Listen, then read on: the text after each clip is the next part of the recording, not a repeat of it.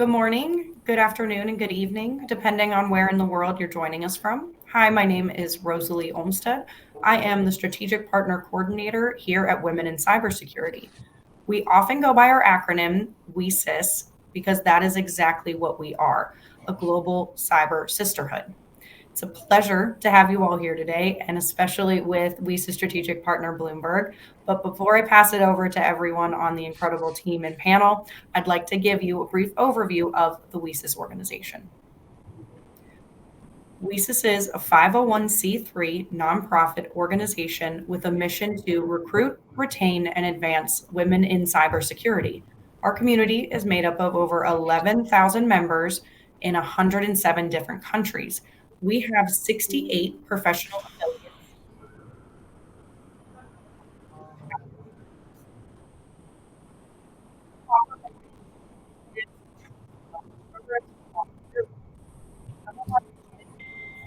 Our annual conference, March 11th through the 13th, 2026 in National Harbor, Maryland, as well as our virtual career fair and our job board. Currently, we have applications and registration open for our monthly book club, the Vulnerability Disclosure Program, WiCyS Talent Assessments, and the Executive Leaders Network. If you are interested or would like to learn more about any of these programs or initiatives, you can visit it at WiCyS.org and in the Programs tab. I'd like to take a moment to thank all of our strategic partners that fund our organization year-round, specifically our Tier 1 partners being 3M, Akamai, Amazon, Bloomberg, Cisco, Ford, Google, Lockheed Martin, Optum, Palo Alto Networks, SANS, and SentinelOne. Please feel free to ask questions throughout today's webinar. Our panelists are going to be keeping an eye on the question box the entire time, so please drop all of those questions in the box below, and we will be addressing them at the end during the Q&A session. And lastly, if you haven't done so already, be sure to subscribe to the WiCyS newsletter to stay up to date on all of our upcoming events and programs. You can find it at WiCyS.org in the upper right-hand corner of your screen. And with that, I'm going to turn it over to Varsha. Thank you, Rosalie. Hi, everyone. We're so excited to welcome you to our panel on navigating those first few years in cybersecurity. If you think about starting your first job, it is very exciting, but at the same time, it could be confusing and sometimes overwhelming. So what we're going to do today is we're going to share some of our stories and the lessons that we wish we had when we were starting out. Before we start, a huge shout out to WiCyS and Bloomberg for giving us this platform. We are super grateful to both of them for this opportunity. So let's kick off with some quick introductions, just go around, talk about who we are and how we got here. I can get us started. I am Barsha. I work in the product security architecture team here at Bloomberg. How I got here. So ever since I was a kid, I have loved puzzle solving and reading mystery books. I was always curious about how different things fit together and how those tiny hidden details could be uncovered. So that curiosity naturally shaped the way that I approached my academic journey. I pursued a bachelor's in computer science where I took up a couple of security related courses, and I also did a couple of internships in security. So I guess the more I explored the field, the more I realized that it was the perfect blend of all my interests. I could combine the technical skills with the problem solving side that I had always enjoyed. So that led me to pursue a master's in cybersecurity, and that gave me a solid foundation and a deeper understanding of the field. And after that, now here I am in product security, where I get to keep that love for problem solving alive. But I think the best part is that I get to apply it to solving real world challenges. So, Megha, would you like to go next? Yep. Thanks, Varsha. Hello, everyone. My name is Megha, also from ProdSec at Bloomberg. For me, I actually got into this field in quite a funny way. When we first got technology at home, I was the person who was paranoid on social media, wondering if someone could see my chats, especially my elder brother. That is when I learned how usernames and passwords work and how they make sure that things are private. But then it was in the news all the time, just like how AI is now a bit on how people were able to hack into other people's account by just guessing passwords. I think that's what really pulled me in. While studying computer science, I fell in love with cryptography. I went on to earn my master's degree then and started my career as a security software developer, fixing vulnerabilities myself. Now at Bloomberg, I've got the benefit of seeing both the sides. I know how developers think because I was one, and I can guide them on exactly how to fix an issue once I find it. Salini, would you like to go next? Sure. Thank you, Megha. Hi, everyone. I am Felini and I am a product security engineer.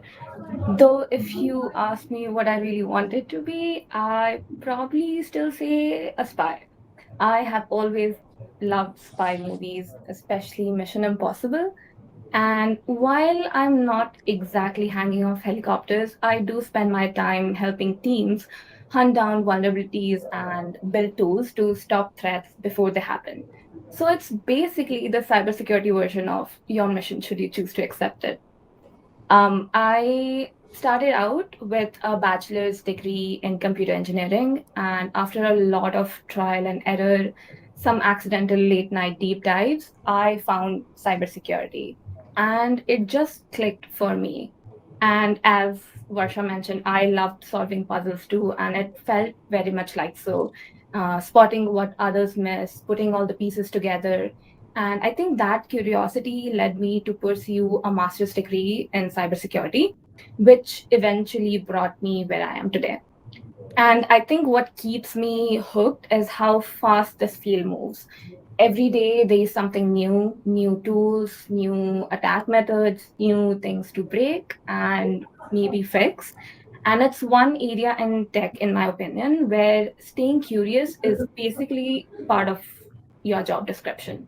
And let's be honest, it still kind of feels like spy work, but fewer disguises and more Python scripts.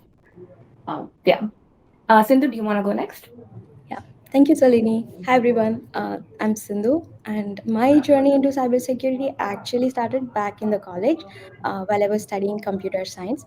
So, at that time, I was exploring different areas of tech, but it was until I attended an ethical hacking workshop that everything clicked for me. It completely blew my mind. I realized that there is this entire world behind the systems we use every day, and that moment really sparked my passion for cybersecurity. So that inspiration pushed me to pursue a master's degree where I had chance to deepen my skills and also really specialize in this cybersecurity world. And along the way, I got involved with WiCyS, which opened the doors to opportunities I simply wouldn't have had otherwise. Through that connection, I landed into a internship with Bloomberg. What started as an internship turned into a full time role. Since then, I've been growing as an application security engineer and partnering with developers and continuously learning as the field evolves. So, I would say it's been a journey of curiosity, opportunity, and a growth. So, I'm really excited to keep building in this space. Isha, would you like to go next? Thank you, Sindhu. Hi, everyone. My name is Ishan, and I'm the project manager for product security within Bloomberg. My background is actually in environmental engineering, so I have basically no coding experiences. So being a project manager for a cybersecurity team is definitely not what I would have predicted. My journey has been a bit unconventional. I was a product owner for a third-party construction management software used at Bloomberg. I was in that role for 4 years and basically learned everything I could and essentially plateaued. And I thought it was a time for a change and started looking for a new role within the company because I love the company and didn't want to leave. I did tons of research, met with quite a few hiring managers before I met with my current manager. My conversation with him was very enjoyable. He was very candid with his expectations and his requirements of me, and that motivated me to apply for the position. And I somehow managed to land the role. It's been a difficult but rewarding journey, learning all the technical jargons and vast engineering environments within the company. Thank you, Ishan. Okay, so now that everyone has provided a quick intro on how they arrived at their current positions, um, let's jump into our focus of transition, specifically academically. Salini, you have mentioned getting a master's in cybersecurity. So, would you like to share how your academic experiences helped you or even fell short once you started working full time? Um, sure, that's actually a great question. I think, in my opinion, academia gave me the theory, the formulas, and a deep understanding. Well, let me correct that. A textbook understanding of how things should work.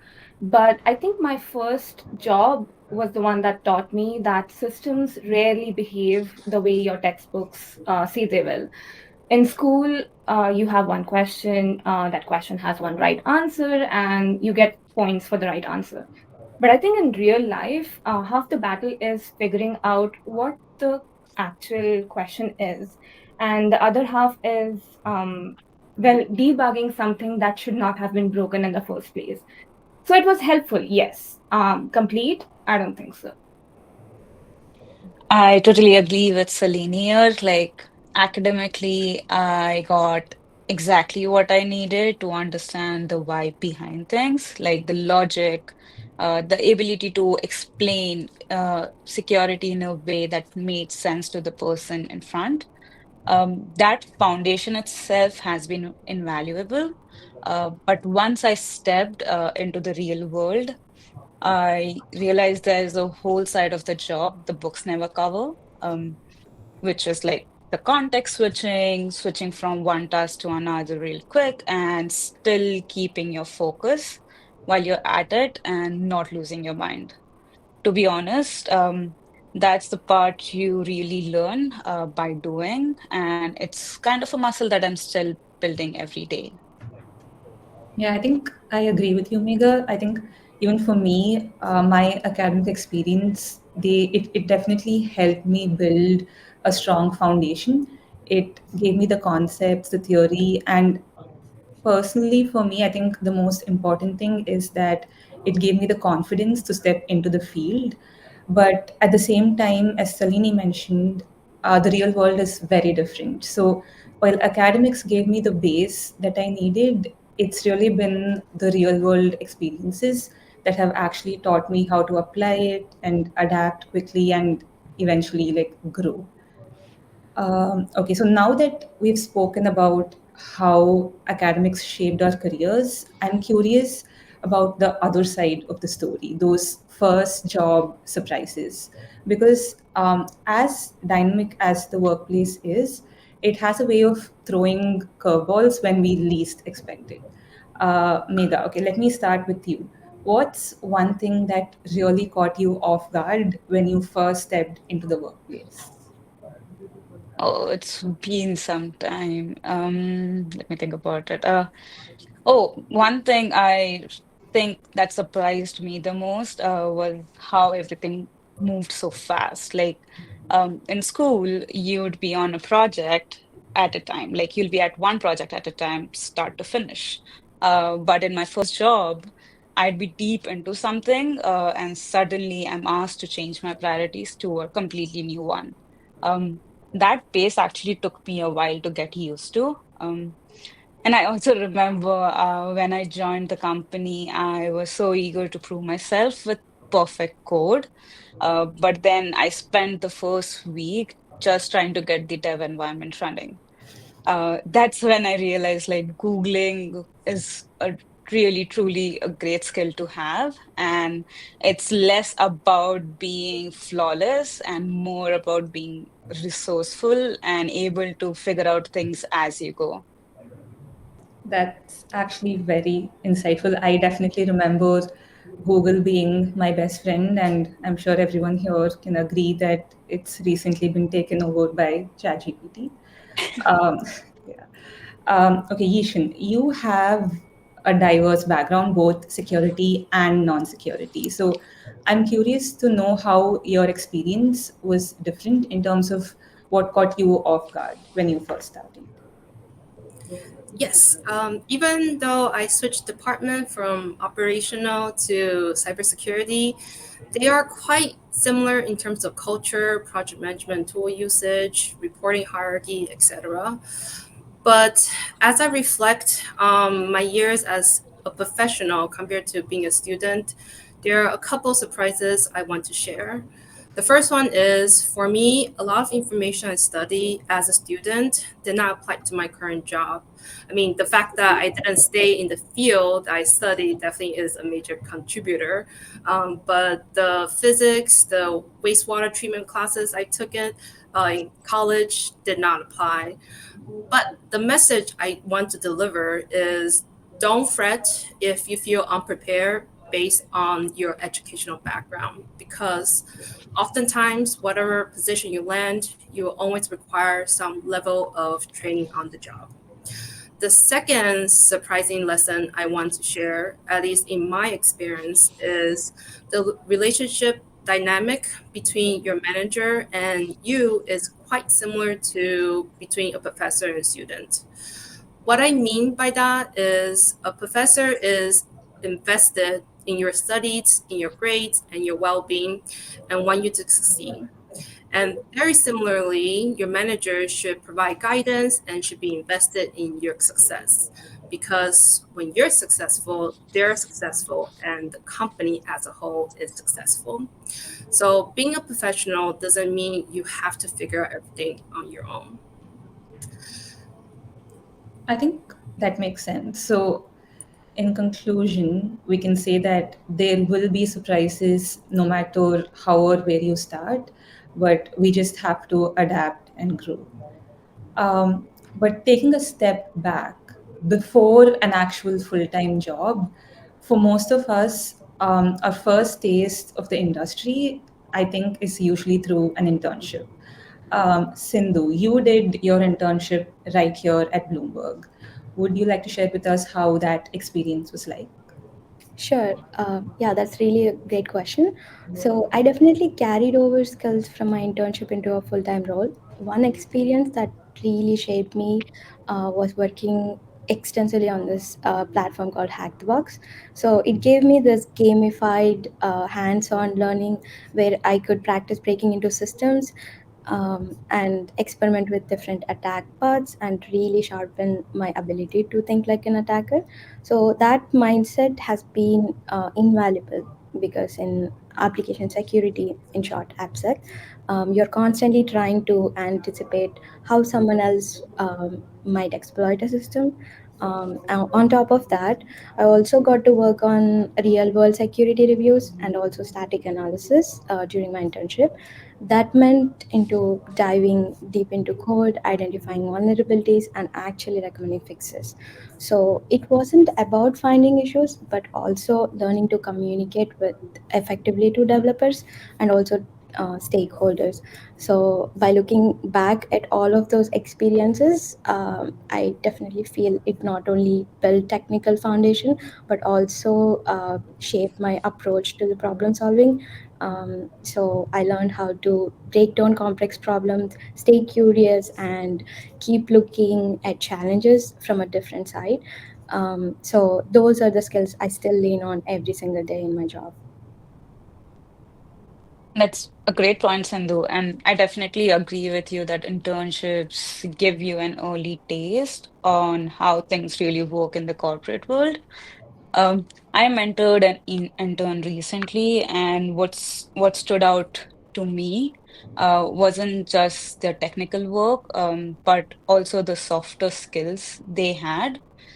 For example, like they made an effort to socialize and connect with teammates and also people not in their immediate team, which is, to be honest, such an underrated skill. Um, Another thing I think they did really well was ask a lot of questions.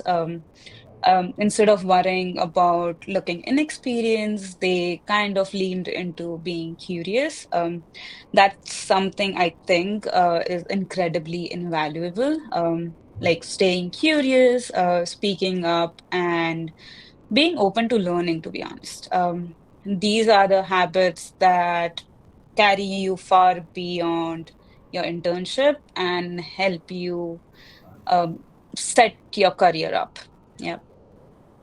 I completely, like, 10 on 10 agree with you, Mega, but I think I will add to that in my opinion, I think it not only applies to interns, but all full-time employees, irrespective of what field one may be in, the years of experience. Because, for example, us in product security, it's really a mix of packets and people. Find the vulnerability, win the room. Half my job is figuring out, can I exploit this? And I think the other half is, well, can I explain it without panicking? So technically, I think I need to understand how systems work, how they break, how to break them before the bad guys do. But honestly, what's just as important is communication and perspective. Because as a security person, I think every bug is important. Every security issue should be fixed right away. But the reality is, for most of the teams, security is just one item on a very, very long grocery list. And that means a big part of our job isn't just finding vulnerabilities, but it's explaining, convincing, and sometimes even negotiating why this issue matters now and not later.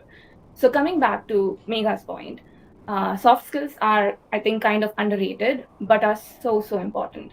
And again, for example, for us, half the job is not just knowing what to secure, but also convincing people that it matters.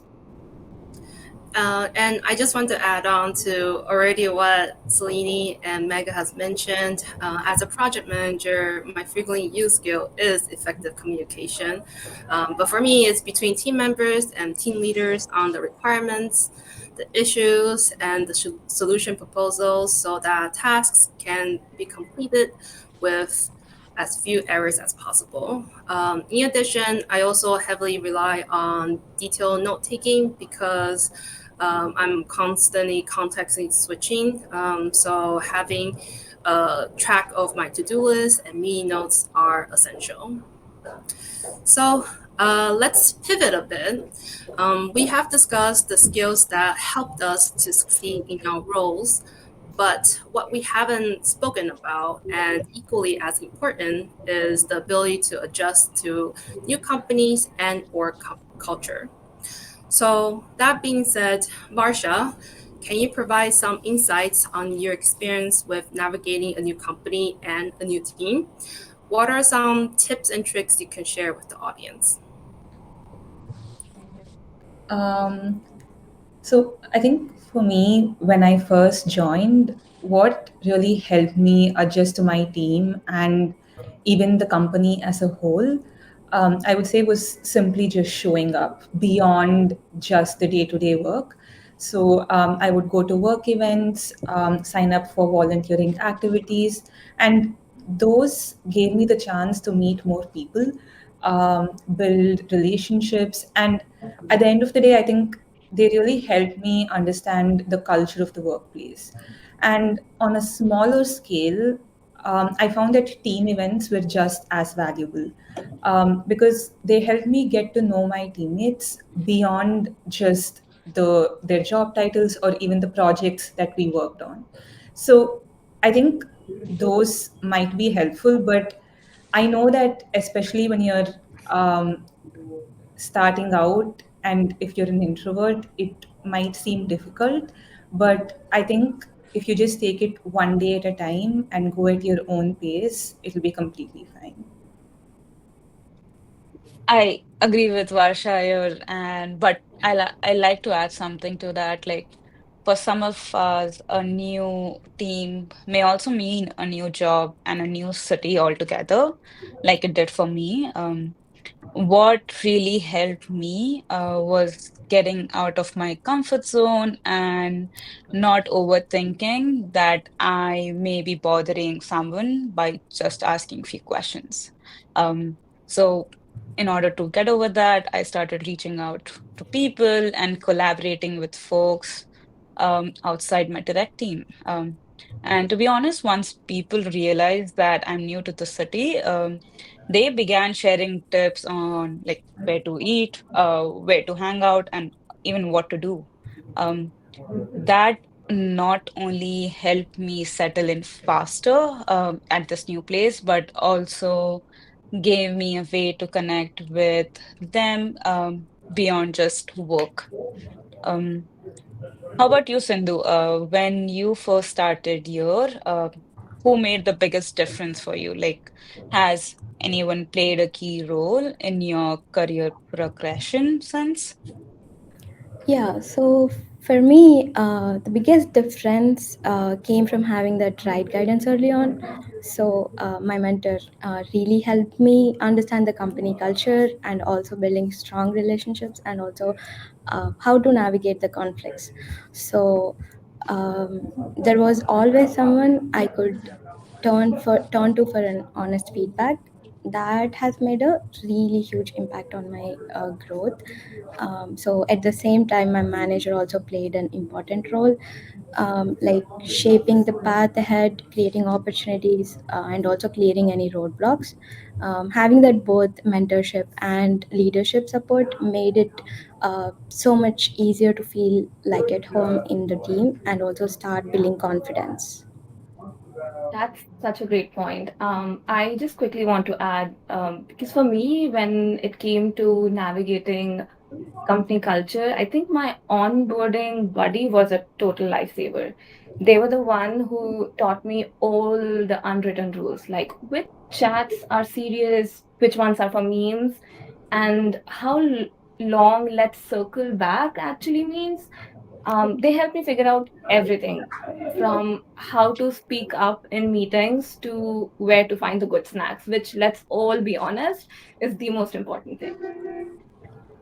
That is so nice.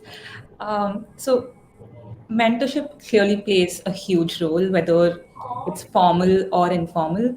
I think those relationships help shape our career paths and they help guide us. But I also feel that sometimes the biggest lessons in our careers they come from the mistakes that we make ourselves. Salini, could you start us off and talk about that one mistake that you made that you learned from? Uh, okay. Yes, sure. I think early in my career, I made the classic rookie mistake. I brought down one of our systems in production. I was just so eager to prove myself, impress my seniors, that I rushed through a deployment, convinced that I could get it done quickly. What I completely underestimated was the impact that one small action could have on the system and everyone depending on it. It it was a bad day, a mix of panic, humility, and a lot of learning. But honestly, I think it was one of the most valuable lessons of my career because I realized that speed does not always equal to success, and that taking a few extra minutes to review, asking for a second pair of eyes, or just double checking your work, your assumption can save hours, if not days, of recovery later. And I think that experience was the one that changed how I work. Now I prioritize doing things right over doing them fast. And it also taught me that real trust and credibility comes not from quick wins, but from consistent, thoughtful work. Yeah, I just want to chime in that I made a very similar mistake. To this day, I still remind myself not to rush and submit unreviewed work just to meet a deadline. When I was an intern at a different company, I was tasked with creating training videos, and I was up late doing the recording and did not review it before I submitted in order to meet the deadline. The comments I received afterwards basically boiled down to the video was not ready and I need to record it again. This is not to say that you should strive to achieve perfection, but rather pace yourself. And if you need to ask for extension, provide your current progress and ask for more time. Yeah, I totally get that. I feel it's such a fine balance. I actually learned a similar lesson from the other side. Like, instead of rushing, I used to take too long to deliver this first version of any task because I kept thinking, let me make it a little better before I share it, because I wanted it to be perfect. But in that process, I missed this opportunity to get that early feedback, which could have actually improved it and made my task faster. But over time, I realized that sharing a draft, even if it's not perfect, opens the door for collaboration and learning. Now that instead of holding back, instead of trying to achieve that perfection, I focus on the progress, getting something out there, and refining it with others' input and moving forward more effectively. Mega, how about you? Thanks, Sindhu.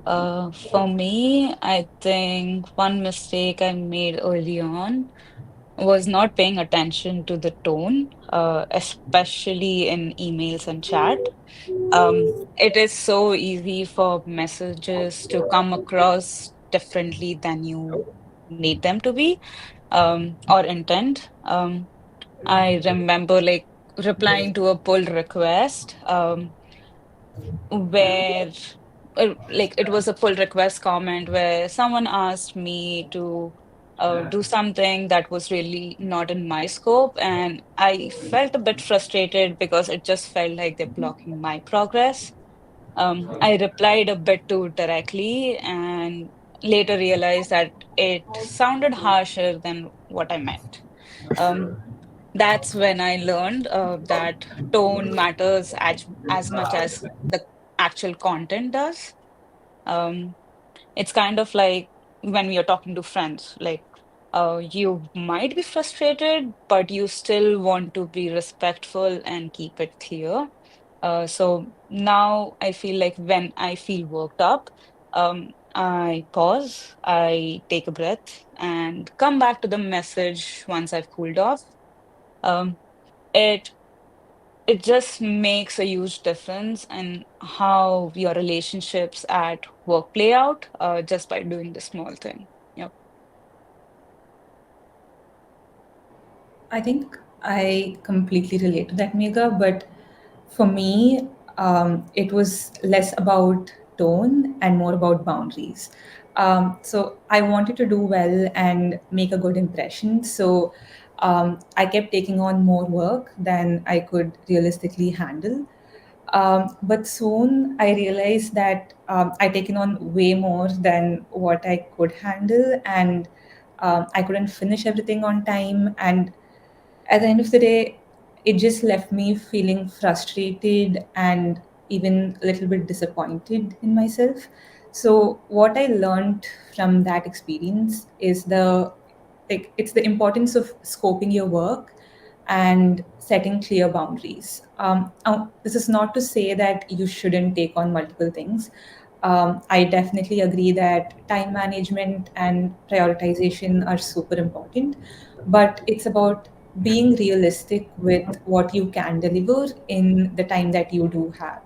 And I've also learned that being transparent with your team and your manager, it goes a long way. And saying that here is what I can take on right now, it isn't a sign of weakness. It just shows accountability and self awareness. And at the end of the day, I believe that it builds trust because people know that you will deliver you will deliver what you committed to. Yeah, I definitely can take on that. So not having to focus so much on deadlines and just being transparent would definitely help me when I was an intern. So that's definitely a very good point, Varsha. It ties so well into how we grow into our roles. Since we're on the topic of growth, let's go around and share one thing that really helped you in your career, something that everyone should know but hardly rarely gets discussed. I can go first. So for me, I really want to deliver the message that don't get comfortable with your job, because when you do, that means you're not facing challenges. And when you're not facing challenges, you're not growing. I switched department because I was getting very comfortable with my role and basically learned nothing new. And that is a very dangerous position to be in, especially in a corporate world where everything is changing all the time. So I sought out a new department, one in which I basically had zero background, but I used my existing project management skills to keep up with my highly skilled colleagues sitting here with me on this panel. So I encourage you to never stop learning and challenging yourself. And let me pass it off to Mega. Oh, thank you for calling us skilled colleagues, Yishin. So are you, FYI. I'd like to offer another point of view, like going against what I've said previously, maybe. Like we have talked about asking questions and not being shy, but I think it's also important to know that you don't need to ask every question that you get. When I first started, I wasn't sure where the line was between like Googling or just asking someone. I'd sometimes spend way too much time trying to figure things out. And other times I would ask people or ping people for things that I probably could have found myself. So I feel like over time I learned that it's really about a balance. Show that you have tried yourself, but don't be afraid to reach out when you're stuck. Most people are happy to help you once they know that you've done your research and you actually learn a bit faster that way. Um, Selini, would you like to go next? Uh, sure. I think one thing, in my opinion, no one really tells you, but is so important, is that imposter syndrome is incredibly common, especially when you're just starting out. It's that feeling of, do I really belong here? Or what if they find out that I don't know what I'm doing? And honestly, almost everyone feels it at some point, even experienced professionals. I've been there and I know so many others who have experienced it too. But the truth is, feeling uncertain does not mean that you're not capable. It just means that you're growing. You are definitely not expected to know everything right away.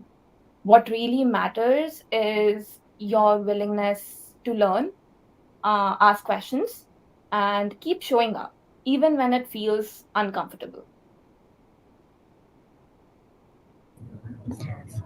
I can definitely relate to what Salini said. But when you're starting out, it's very easy to feel like if you just work hard enough, the results will just speak for themselves. But one thing I've learned is that visibility really matters. It's not about proving yourself or bragging. It's about making sure your contributions, whether they're like big wins or small efforts, they're like seen and understood. For me, that looks like sharing progress in my team meetings, giving updates, or even just calling out small steps forward. Those little moments add up, and they not only help you recognize the impact that you're making, but also opens the door for feedback, opportunities, and also trust in your team.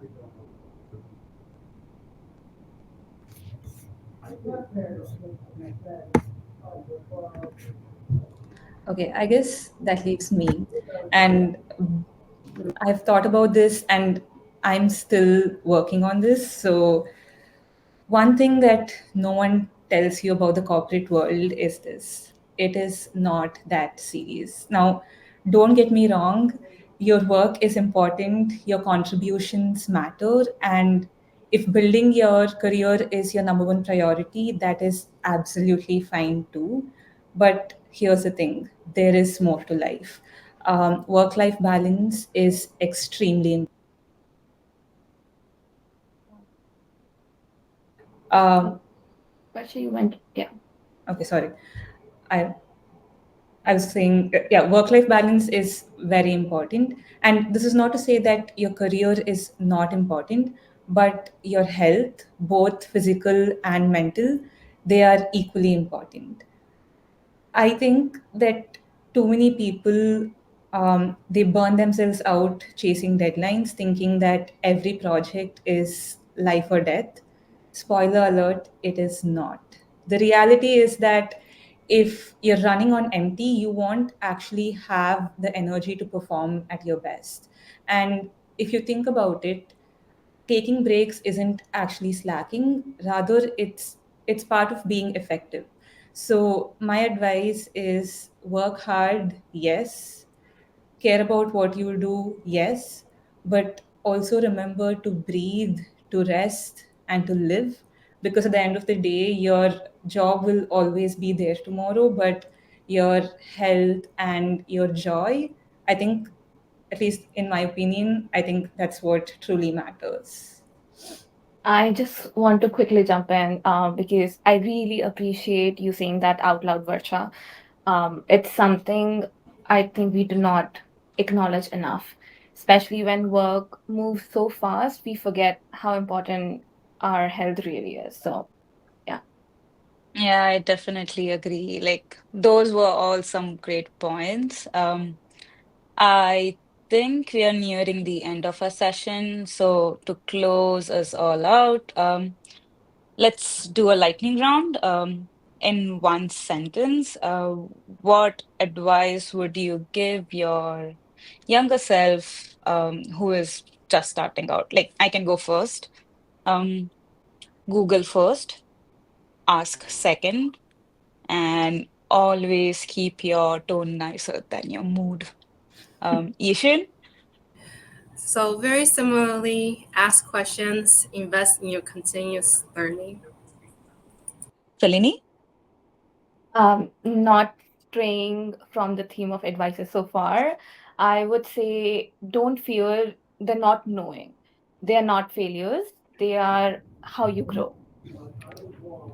Vasha, Um, for me, it would be say yes to opportunities, build relationships, and focus on delivering results that matter. And most importantly, don't burn yourself out while doing it. thank you. Sindhu, So for me, always be open to feedback because it builds trust, sharpens your skills, and also it will accelerate your growth. That makes sense. Um, I think that brings us to the end of this panel discussion. Thank you to our amazing panelists here and everyone else who attended today. The first years of your growth, the first years of your career, it's about growth, it's about learning, and it's about making those connections. So stay curious, stay adaptable, and enjoy the journey. Uh, Quick disclaimer before we move on to questions. Everyone's career journey looks different. Today, we just shared 5 unique paths that we've all taken in the corporate world, but yours might very well look completely different, and that's perfectly okay. Our hope here is just that you take some inspiration and perspective, if at all needed, from these stories and use them as reference points wherever needed as you shape your own path. So, thank you. And now we open it up to questions from the audience.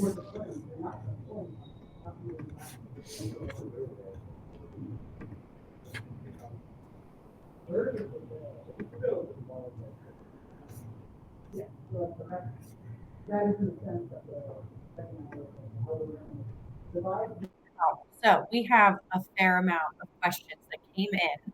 So we will get started. At the bottom, the first one is for someone to get an internship, what kind of projects would you recommend them? I think you cut out at the end. Can you, Oh, sorry? what kind of projects can one work on was the end of that if they're wanting to get an internship. I think, Sindhu, do you want to take that? Yeah. So for me, working on this labs called Ports Figure Labs, that had helped really to sharpen my skills, and also Hack the Box, of course. And also there are other platforms like Try Hack Me. Those give you this practical knowledge of getting your hands-on experience, how to do these real-world security reviews. So that really sharpens your skills rather than like just going through the theoretical definitions of a vulnerability. So Yeah, I can also add to that, like there are quite a few CTFs that happen across the world at any given point of time. I think CTFs are cool too, just because it keeps it challenging. Also, you may work in a team, which helps you get some other perspective on how to approach a vulnerability or a system in order to find an issue. So, CTFs definitely too. Wonderful. Anyone else want to Just, weigh in before we move on to? just to add on, CTF stands for Capture the Flag. Sorry. Don't know. Thank you. Thank you for clarifying that one. Our next question is from someone who is actually transitioning from the military, and they have a bachelor's in UAS, so unmanned aerial systems. And they're currently working on their master's in cybersecurity. They are wondering because they don't have that direct experience, within cyber, but a lot of the jobs right now are looking for experience. How would you maybe suggest them navigating to break into cybersecurity as they're nearing the end of their master's?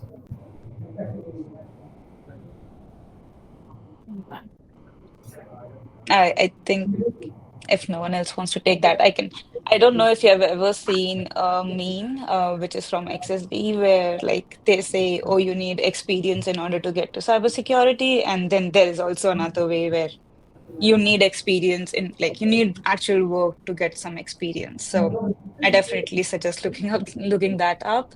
But I think cybersecurity is a lot about showing interest. Uh, Definitely, again, doing those CTFs, winning, not even winning, even participating, I would say, and putting that on your resume, showing you did some kind of activities, or I'm not sure like how to phrase that, but just being involved in the cybersecurity world, and even visas for that matter. Like visas is a community that definitely helps you in that area.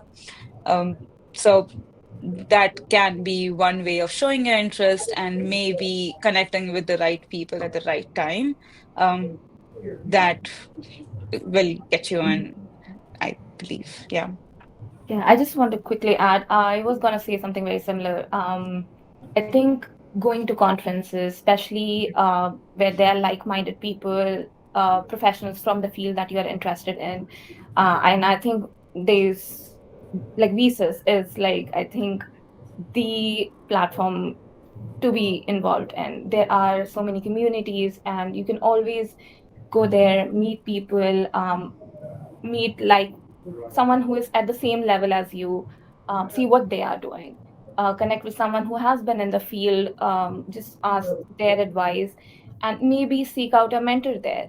Because, yeah, someone like that one-to-one touch, when you have that advice or someone just to lean on, that I think makes a world of difference. Great. Our next question is, what is the best advice you've ever received during your career? I just got one from Varsha. Don't take work so seriously. It's a great one. Sometimes I need that reminder as well. I think for me, it's always like stay curious. because cybersecurity is something that every single day you will keep getting these new vulnerabilities. You have to like learn and curious about things and keep growing rather than just whatever you have learned so far could be stale because things do change so quickly every single day. Yeah. There's I, no end to learning. Yeah. Keep yeah. learning. I want to add to what Barsha mentioned about mistakes, because we truly, really do learn from mistakes. So, yeah, like if you make mistakes, don't worry. As long as you show that genuine that you tried and you failed and you learn from it, that's basically what's the most important part. Does anyone else want to weigh in on this one before we move on to our next? What do you recommend individuals look out for when they're interviewing for an information security position with a company that they've not worked with before? Clarifying part was how can we judge as best as possible just from the interview whether the company is a good place to work? Because I think it's that reminder that we're also interviewing an organization when we're being interviewed, so any tips you have for that, finding that really, top notch and great workplace? I think when I was, at least when I was interviewing, I would always look at a couple of things. One would be like I would ask the kind of projects that I would be working on and gauge whether that is something where my interests lie and whether I would be able to learn something from that project, whether I would be able to grow through that project. And another thing would be, like, at least for me, the questions that they ask, like, are they thought provoking or are they just simple, like, oh, what is SQL, what is XSS, but rather a different way in which they ask questions which make me think before I answer, instead of just, oh, this was the textbook answer for this question. I would prefer, like, at least for me, I liked that. So I think before you interview, you need to decide for yourself the kind of, like, what you're looking to get out of the internship as well, and see if when you ask the questions and when they ask you the questions, if those kind of check those things that you have on your list. Yeah, I think I quickly want to add, because as we also mentioned before, cybersecurity or actually any field of tech is a field where you have to keep learning. So it also helps to ask if you would have that kind of opportunity. A lot of organizations do recommend or help you maybe go to a conference yearly, go for some kind of training. And that also is a very good indication that the organization is invested in you. They want you to grow. And yeah, it's a two-way street. You help them grow, they help you grow. So yeah. Another thing I want to add is similarly how like you want to be responsive to your emails, to your phone calls. Like if the company that you're working or you like to interview for, they're not responsive. I mean, obviously give them some slack because I'm pretty sure they're overwhelmed. But if they don't ever respond to you, then maybe it's like a sign to not look forward. I move to the next step in the interview. Yeah. I would just like to add a small piece. Use your time in the interview at the end to ask questions. Like, never let that go. Use that time to ask thoughtful questions, things that matter to you. Um, the team definitely matters, but the organization as a whole also matters. So frame your questions. There are definitely a list out there that gives you the type of questions you can ask. You can ask ChatGPT at this point. So yeah. So yeah. That is great advice. The best advice I got for ending an interview was, is there any aspect of my resume or from this conversation that gives you a doubt to hiring me? And it gives you that chance to answer or, fill in that gap to where it ends on a high note. I like that. So I always like to pass that one along. This question is sort of going back from Avarsha, your point of work-life balance, in the corporate world. We've all dealing with it. It's definitely easier to say than do, because you have everyone else in the office that you're, trying to slightly compete with in that sense. How do you balance that? How do you find that balance when you say you have all these other phenomenal team members that are in that same line as you, and they're trying to fight for that visibility? Yeah, I think I agree. It's definitely easier said than done. As I mentioned, I'm still trying to figure it out. Um, but I think for me, it's consciously making sure that even on a day-to-day basis, I'm going to close my laptop at 5:30 and then focus on something else that takes my mind off of work, even if it's for a couple of hours, like so that I'm not continuously thinking about the same thing, which kind of drains me. So just taking those consecutive breaks. And I know that it's sometimes easy to forget. So another indicator would be that, like, let's say I'm working on a problem and my mind is just not working, like my brain, like I've reached a blank point.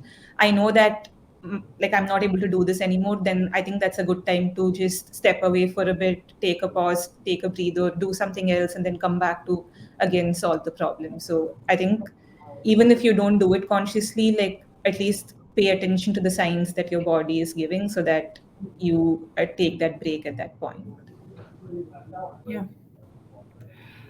This one is something I think we've all dealt with in the workplace. How do you deal with, either someone in leadership, maybe your direct manager or someone training you, that being a bit of a hindrance in your advancement, and how do you navigate that? Because that's a tough situation to be in. I think I can take that. As I think Megha also mentioned, before anything, keep your cool. Tone matters. But try to talk to someone outside who's not too close to the situation, because that may help you see a new perspective. Uh, Maybe from like a third person, or maybe just another perspective from the person you're having the issues with. And if need be, there are people within organizations who are higher up, who are experienced. There are communities you can reach out to, talk to people, take advice while keeping your cool. There is no point if you cannot understand uh, the person's perspective, and you're trying to make the person understand your perspective. So it's coming to a middle ground. There is no black or white. So it's understanding perspective, making them understand your perspective, and then finding a common ground. Yeah, I can totally agree with Selene on that point. And as we mentioned, having that mentor or finding that mentor in your workplace is also a great point where you can always go to them because they've seen you grow, and just go there and see how, get that honest feedback from them. If you're doing anything wrong or what's a situation that you're in, just try to get that advice from another person who is not exactly involved with this conflict. And I just want to add, this definitely will be potentially different depending on like which company you're in. But for us, we are encouraged to set up meetings with our skip manager. So basically, it's not someone you report to directly, but someone like your manager's manager. And if you build that relationship over time, if you have issues and if really need to, you could definitely talk to your skip manager, and hopefully they can help like find like a common ground to what Selene mentioned. Wonderful. I know we are nearing the end of our webinar. I want to give you all an opportunity to, if there's any last bit points, conversations you'd like to have, because unfortunately we are reaching our end point. I think those were all some great questions. So Yeah. thank you all for posting them. And if you have more, you can totally reach out to any one of us. Happy to help. Yep. Wonderful. I just want to say thank you. Thank you to all of the incredible panelists. This has been enlightening and an absolute wonderful time. We are unable to answer all the questions that are still in the queue, but I appreciate you submitting them, and please feel free to reach out to anyone on this webinar if you have any further questions or would like to continue that conversation. I hope you have a wonderful rest of your day or evening, depending where you're joining us at. And again, thank you, Bloomberg. This was incredible. Thank you. Thank you. Thank you, everyone.